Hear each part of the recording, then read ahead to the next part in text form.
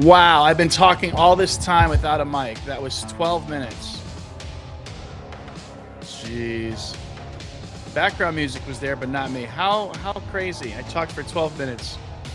Well, welcome to the show. Once again, I can't seem to just get this thing to launch correctly. Thanks, Jared. Old man Ed boomering out here. Once I shave the beard, I'll get smarter.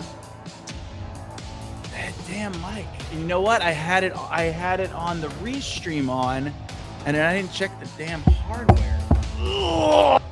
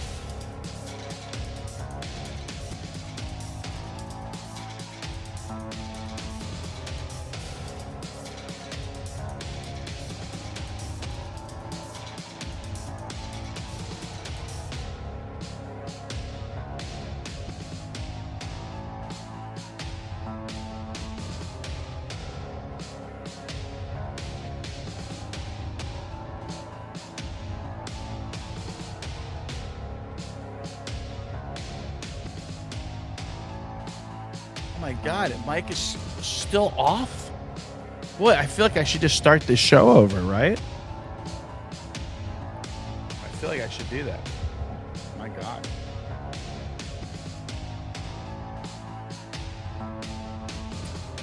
Wow. I don't even know what to talk about anymore because I've been talking now for 15 minutes and I don't think anyone has heard me. So, let's see if there's anybody out there. Give me a shout out. Let me know I'm a human being and not a robot drone from Planet X. When we look at our Groovy setup. I hope I get to go to Sedona, and I hope maybe I get a chance to speak. That'd be great, wouldn't it? Hi, Jared. Thanks for your information. Where would I be without you? At least got to hear music and look at pictures, I guess. Talking about quests for ancient civilizations, it was a lot of fun. Got to see a lot of the who's who and the local yokels, part of this ancient Civ, Ancient Aliens, all that good stuff. Now I see there's already that is it infighting? It's not infighting, it's intra-fighting.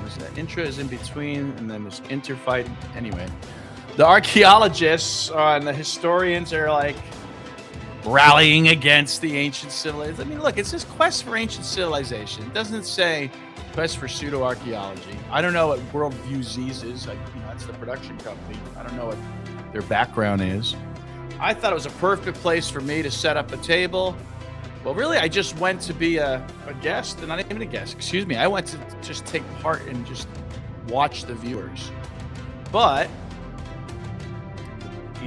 the promoter was nice enough to let me have a table, and so I brought stuff just in case. So look at all the stuff that between myself and Fat Jesus. Now, Fat Jesus, I wonder where he is. It's just like, he would be a good person to have on the shows. I guess he does his own thing, he really does. He does his own thing, and sometimes he expects me to do his thing. So what do you think of the table? Pretty cool. Got our projector in the back. What do you think of that? And you can see David Velasco's book on the table. What a nice little location.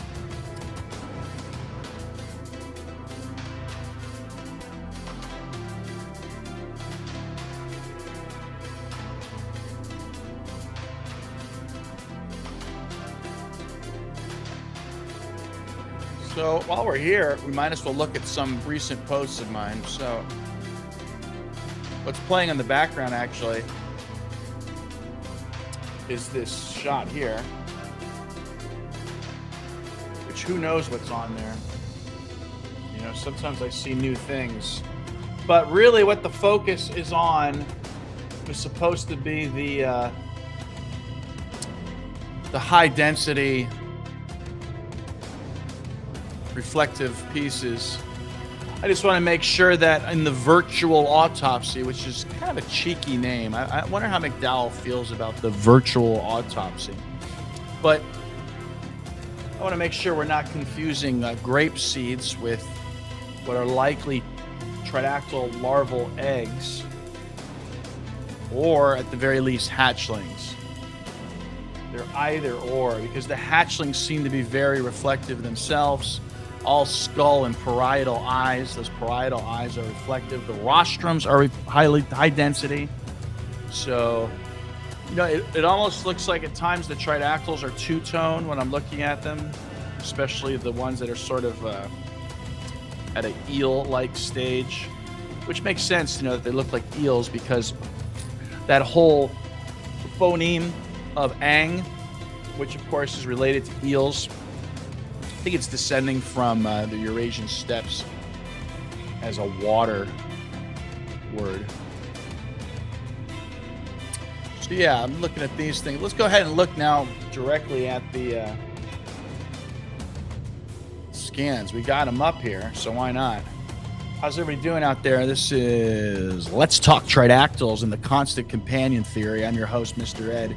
I'm a former archaeologist, paleontological technician, and museum educator. I've also been an award-winning history teacher and tutored on the Seminole Indian Reservation. And as an aside, I'm a sometimes professional actor here in South Florida, Miami. All right, let's look. What do we got? So, whatever these are, they need to be explained, I think. Let's go ahead and share this link. If anybody want to come on the show and say hello, you can leave your camera off if you want, or you can come on camera. That would be fun also. Doing our weekly show. We missed the opportunity last week to have a show because, I don't know, again, I was living in the moment. I could have, we did one interview, and go figure, oh, you're going to love this, Jared. We did one interview, and don't you know, for like the beginning and the end, there's no audio. Yep.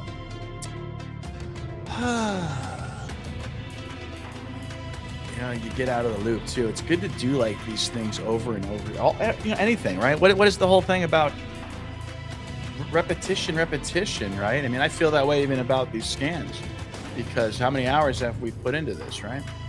So let's stop this crazy motion. This is just one way to look at this. This is actually the underside of Sebastian. And again, I suggest, now how can we prove that these are actually high resolution, or I should say high density, excuse me? Well, we can move our mouse cursor over something like that and we can read what it says. Oh, but this is on the 3D. The 3D doesn't measure the density. We have to go to another screen, which is fine. We can do that. But we've seen this. I thought it was a concretion before. I thought this was a concretion I was seeing, and that maybe it was a primitive sort of patch. But it seems to be more like, how would you call it? I mean, it's preserved, like, probably with the diatomaceous earth, I guess, and that we can't forget about the cadmium chloride, which is super toxic. So I don't think there's a need to look for a murder weapon. I think the murder weapon is diatomaceous earth and the cadmium chloride, because that'll kill you. And we're talking about cutaneous breathers. So if these are cutaneous breathers, then that's going to suffocate them. And why would they likely want to do that? Probably because of this larval situation. Now, what you should be seeing, in addition to what I suggest are hatchlings, there are likely other forms. Swimming, something like you would see in a aquarium of sorts. Now, of course, as soon as you move, since these are very low density, the actual larva, you can lose them in the imagery. So everyone's always looking for, like, well, what's the good skeptic killer? What larva are you going to show us? And maybe that would be on one of the others. So we're talking today about Quest for Ancient Civilizations, which was some of the people you may know. Randall Carlson came in, I believe, via satellite. I did miss a lot of the speakers, like J.J. Ainsworth. I did see Will Brown's, and Will Brown's speech was great.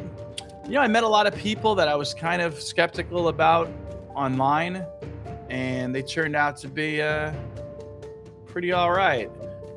It was a little strange when the panel seemed to be just like rallying against archaeologists at one point. So I did say something like, oh, I'd like to maybe if we can somehow tap that down a bit, this rhetoric against the archaeologists. But then I also see people like Foot Dibble and other historians also just rallying against this event. And for some reason, since Atlantis is like the focal city, you know, Atlantis is like, you've got Bigfoot, UFOs, Loch Ness Monster, and then Atlantis is like the homeland for all of this phenomenon. And so it's become like a very big focal point for, what do we call us people?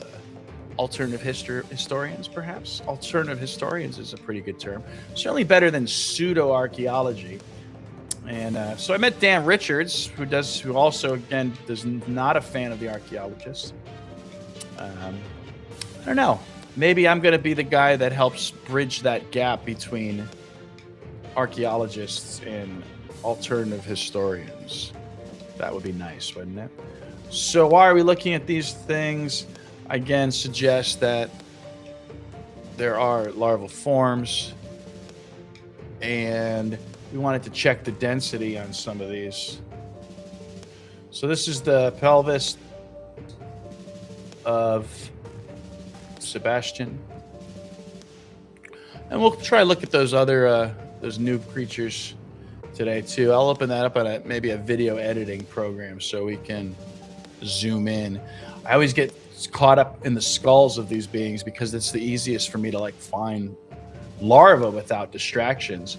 So I suggest there are these various brood zones, clutches throughout the body where either there are massive amount of eggs or massive amounts of hatchlings. I have been working on this file for like 4 days, so I've been accruing various discoveries. We could play with settings here to perhaps, well, I can't even see it. Is that it? There we go. So maybe we could help us find those brood zones. So we're looking for just a bunch of tiny little white reflective areas. Here's some here. And that does not look like an egg. That looks like a typical sort of pose. I call it a sort of Kilroy was here pose. Now this here, right next to me, could also be something. That could be, right there, a larger Tridactyl, possibly. Don't know. It's hard to tell. So let's just check, though. We're here to check what's the density on that spot right there. 196. So definitely far less than bone, right? Oh, and 742 as we get a better view of it. So that's good to know. That we could perhaps say that these larval heads. And how do I know it's a head, you say, I guess? Well, those two black spots there, I do suggest, are the eyes. And as bad of the graphic that is, that's how the eyes that are, they're voids of air. That's how they look. They look like these little black stars. If you're looking for tridactyl faces, a lot of them do seem to be near the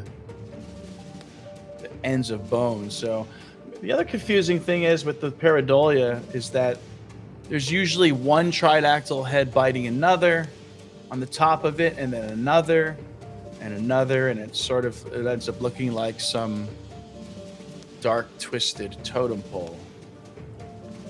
Yeah, let's see here. Hey, we were going to try to send an invite to Fat Jesus, see if he was available. Oh, and it looks like I did send him something 7 minutes ago. Okay, well. Anyway, we're looking at these high density areas, suggesting we could have another tridactyl larval face here. What could I sell you guys on today? Again, we're looking for these, what I call these brood zones, because there's seems to be massive amounts of larvae. And I wonder if, is it possible, there are no eggs. Oh, here we go. So now again, these are most likely larvae because they're sort of, these are the type of things I suggest researchers may be missing. Getting like 345 setting on that. 175. So the density helps you sort of deal with pareidolia, but the pareidolia is real because I suggest these beings have very, very discernible faces. So it's a bunch of larvae with faces. So yeah, pareidolia is going to be a danger, and especially when there's multiple larvae on top of one another. So it's, yeah, I'm drawing the screen for us right now, but I forget what else we're going to talk about. I guess we should probably look at the new things more. We should jump back into that. So, but again, if you're hunting for these things, any of these soft tissue shadows, you should definitely investigate. You may want to investigate, and just in the opposite direction are these high density reflections, which I suggest, like right there, look at that. This will So either you're drawn into a high density reflection,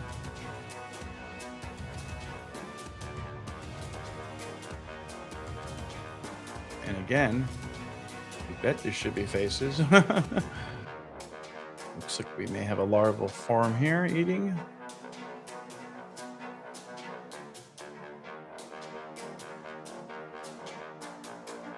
Give me a shout out if you see something interesting.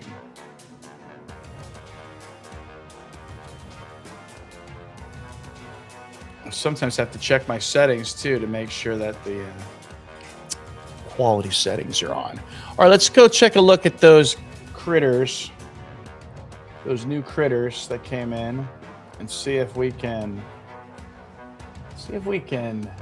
maybe use a video editor to look at those and decide what to do with them, huh? Thanks for watching. This is Let's Talk Tridactyls weekly show at the 7 p.m. time slot. I try to do it every week. I missed a week last week because I was at Quest for Ancient Civilizations with Cody from East 10 Productions and Fat Jesus, and we saw David Childress, we saw Billy Carson, we saw, who else was there? My gosh. There were so many people. And you know, there's one gentleman I am forgetting. He's an author. Let's see here. Well, let's just watch this event, shall we?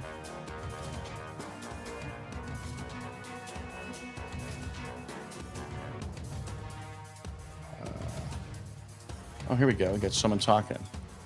There are any known species with similar type of free larvae developed within the parallel body that resembles Paris insects in my eyes. Is there any known species with similar type of free larva development?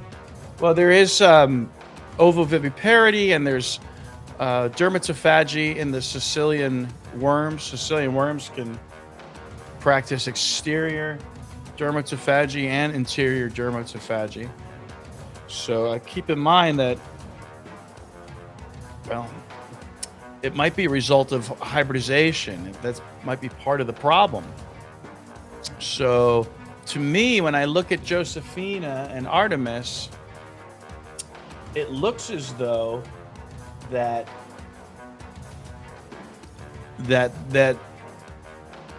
those eggs are not supposed to be there.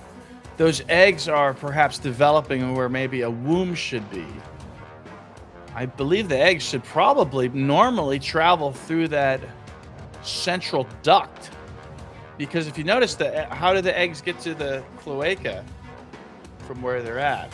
So I think ultimately we're dealing with an issue with hybridization, but they seem to have been okay with that issue, because that's what I suggest those metal implants are from. Artemis has them all down her center. She may have been a precursor to some of the other implants. I would perhaps give Artemis another name. I would call her something like Dionysus, because it looks like she's been under the watch of the vultures, if you know what I'm talking about. So what else is going on? Thanks so much, by the way, Arc Mode, for that comment. We've got it posted here. I really appreciate that. We get a little bit of pushback. Yeah, so the reason they're not, and then they may be acting, right? Their behavior is like parasitic insects for sure. And these creatures might have invertebrate parallels, so there you go on that. But they're definitely going through a metamorphosis where the supraorbital arches are developing, the rostrum beaks are developing. So we know, as in me, I know that they are the same species. And again, the hybridization course could vary, couldn't it?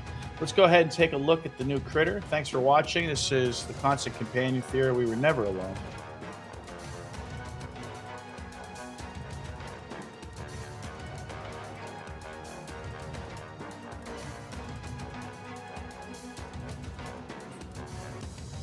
So there's those, I don't know what the proper term is, those hinged knees, like a very much like a bird, right? And I suggested that our Tridactyls could likely do the same. And of course, I have detected the tail on the larval forms. So, is this possibly a juvenile then? It's quite the teeth, huh? Or are we seeing various hybridizations of different types of species? What's with that?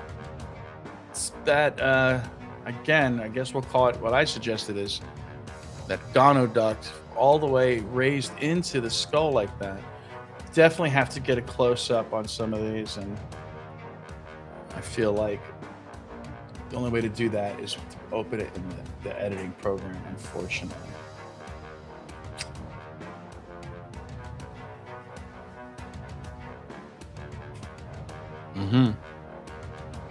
Okay, let's take a look at the other one if we have it, I hope.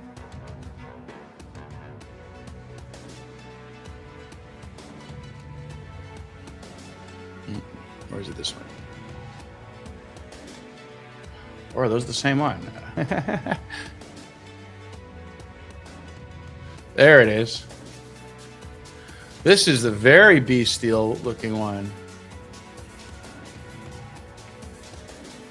Very like a just true therianthropic snout, and you know, very like mammalian therianthropic. Look at all those teeth. What is going on the inside of his skull?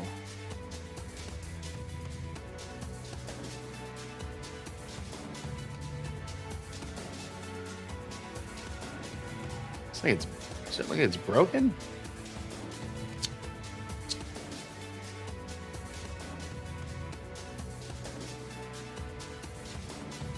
Yeah, the only way we're going to be able to do some larva hunting is if we open this in the edit program. So let's see if we can. So we got another comment here from Arc Mode. Let's not forget, folks, we're going to be doing a Tridactyl skull giveaway. If you're not on the list, then stay tuned, because once we're done with this batch, we're going to start selling them and auctioning them. And is that part of the grift? I think it might just be to recover funds from all the money I put in the Tridactyls. So what is this comment? There is an interesting parallel with Dragon Ball Z anime, where there is a green reptilian race with limbs that can be extended, pneumatic, and that reproduces by eggs exiting from the mouth. How much of pop culture echoes these tales? Well, these bodies echo tales, don't they? But how much of pop culture seems to echo this morphology? That's what I'm suggesting here. And it's very strange. When does pop culture end and history begins? So yes, I'm vaguely familiar with those, and I think the term we're working with is hydrostatic, which we suggest that is how perhaps the neck extends, and this would go hand in hand with perhaps a tubular heart. I say perhaps because a lot of this is I'm either riffing off of Miles or the paleontologist, or coming up speculating on the next sort of step based on the evidence. So yeah, very strange hips on that.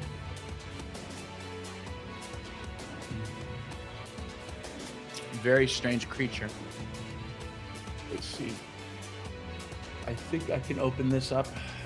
Let's open up the edit again, and then we're going to give away Tridactyl skull. We'll call that thing. Hopefully we covered a lot of stuff, because I'm losing juice.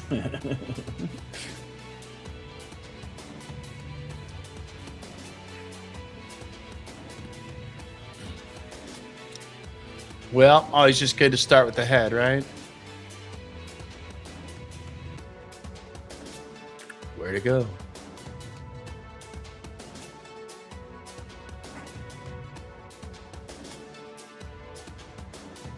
What's going on?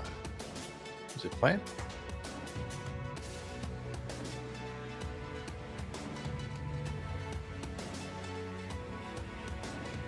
Okay, well, we'll look at it from this view.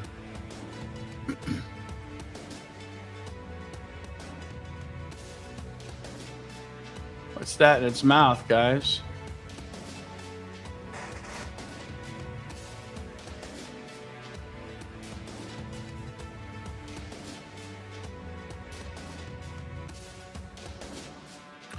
Suspicious.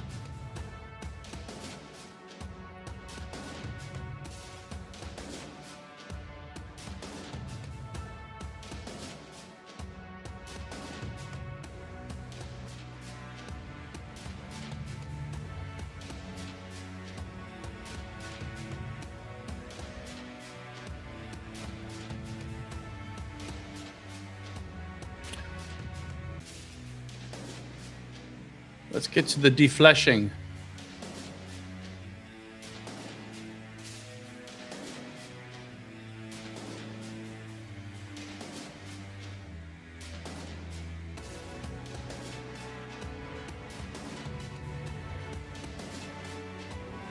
All right, we got some defleshing going on.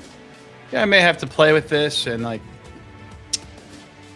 blow it up in some part. It's a shame that they keep putting that watermark on everything. I mean, I get it. We want people to know about where this is coming from, but it just, I mean, I guess, you know, until, I guess for people who have the scans, it's, which I guess a couple people do have this, have exclusive scans. It looks like I am not part of the in crowd for that. All right, so a lot of times they come up gray, so I do see some gray elongated forms, but you know, I can't be sure. It's not the best quality. I'm gonna have to look at this separately. Can we zoom in? So yeah, so like right there, what's going on there? What's going on up there?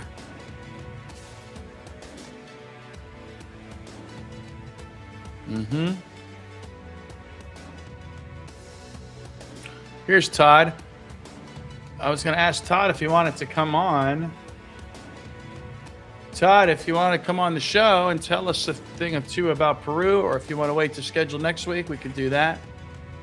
So let's see. He did just send us a message, but I think it's on my phone, so I can't even answer him right now. Let's just look some more of this real quick. We're going to give away a head, hopefully. Okay, so first glance, probably some larvae in there. I'm wondering if they're going to take on the same form. They're going to be slightly different.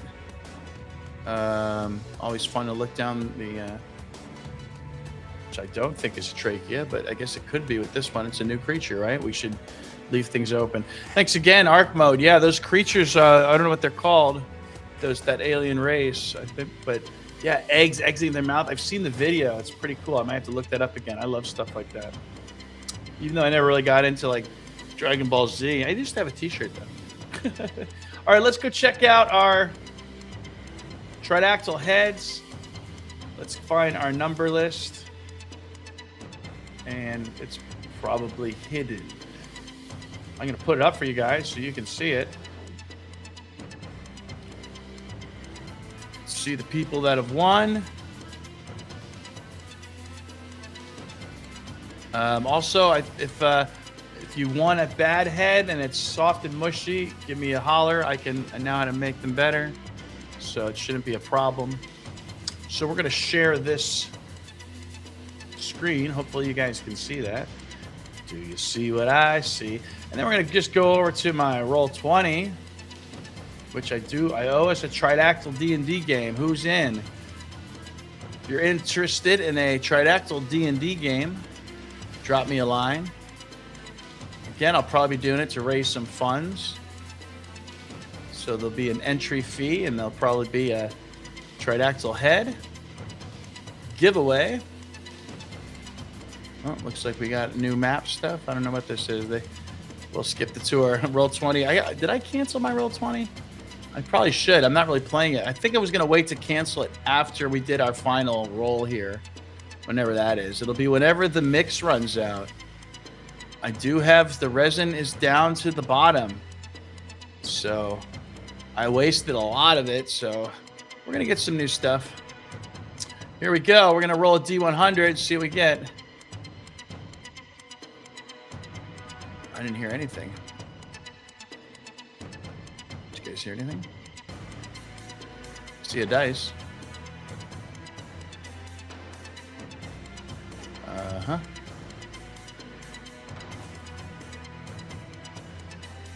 I don't see a dice. Okay, let's try that again, maybe.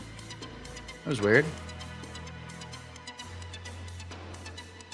Let's go.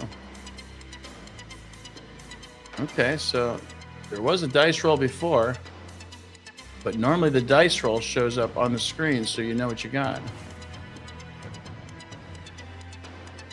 I don't know what's going on. Very weird. Okay, so... Huh. I'm a little... Always some sort of technical difficulty with me, right? So it looks like I probably did roll twice. However... Let's see. What was the roll? There it is. Okay, we got the rolls up. So first roll was 44. So let's check that out first. 44. Okay, that looks like someone who hasn't won before. So that is Lauren. Congratulations, Lauren. You won a replica Tridactyl skull. It's not actual size, I don't think. We'll have to measure that to make sure. But I'm pretty sure it's several inches smaller. I guess we'll have to make a bigger mold, huh? Wow. We did it. We had another show. I can't believe it. You guys didn't even see the numbers because I didn't even share them with you. Well, you'll have to take my word for it. I am a DM. So that was a 44. That was... Lauren was one of our winners. We're going to keep making those skulls until we run out of resin. And then from there, we'll start maybe raising some funds. I'll see you guys Wednesday on X. Well, I won't see you. We can chat, though. Wednesday, 1 p.m. is the green room. It's meant to be a completely different time slot than this one. So 7 p.m. Eastern here for Let's Talk Tridactyls. 1 p.m. green room. Also through the week, you'll see some live larval hunts. I haven't been sharing them because I've been just focused on the hunt. Didn't want to bother with the social media and just sharing and hitting buttons. I wanted to just get right to the hunt. So I think I'm doing well. Some people say they're finding things interesting. And look for a new show. I'm going to try to do a TikTok, either TikTok Tuesdays or TikTok Thursdays live, because I don't do live here. Thanks for watching. Live long and prosper. Hopefully I'll see everyone in Sedona. That would be pretty sick, wouldn't it? All right, let's cue some exit music. What do you think? Can we do that? I do have my own theme song somehow. It ended up sort of. So here it goes. Thanks for watching.